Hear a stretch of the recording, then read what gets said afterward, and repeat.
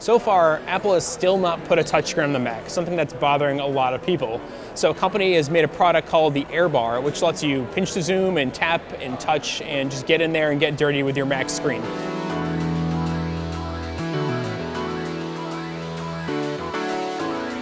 Here at South by Southwest, we're checking out the new AirBar, which is made specifically for the 13-inch MacBook Air. The company that made it, called Neonode, already built a model that works with 15-inch Windows laptops, but this is the first time they're bringing it to the Mac.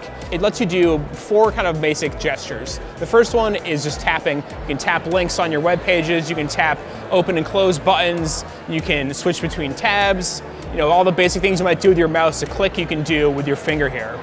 There's also scrolling. Just as you'd expect on your phone, you can flick up and down to scroll through web pages, scroll through lists on your Photos app, scroll through your iTunes collection, all that stuff will work. You can also do pinch to zoom. That's new. But now if you go into like Google Maps or the Apple Maps app, you can do the pinch to zoom gesture to go in and out. You can also take 2 fingers and rotate to sort of change the orientation of the map. Again, something that's really important and really familiar to all of us who use cell phones on a regular basis. Couldn't do it with this product before, and you couldn't do it on a Mac at all before either. And then you can also sort of give it a flick and it'll scroll through lists, or if you're like on the map and you can flick the earth, it'll keep spinning.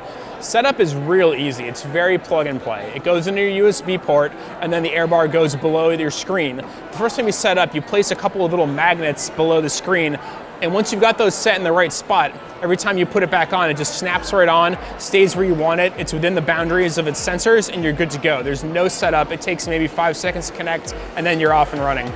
Since macOS is not built with touchscreens in mind, this is a little bit of like a DIY hack to some extent, which means that some really fine, precise controls don't work. So I can't hit the red button to close out of Windows, for example, because the target's just not quite big enough.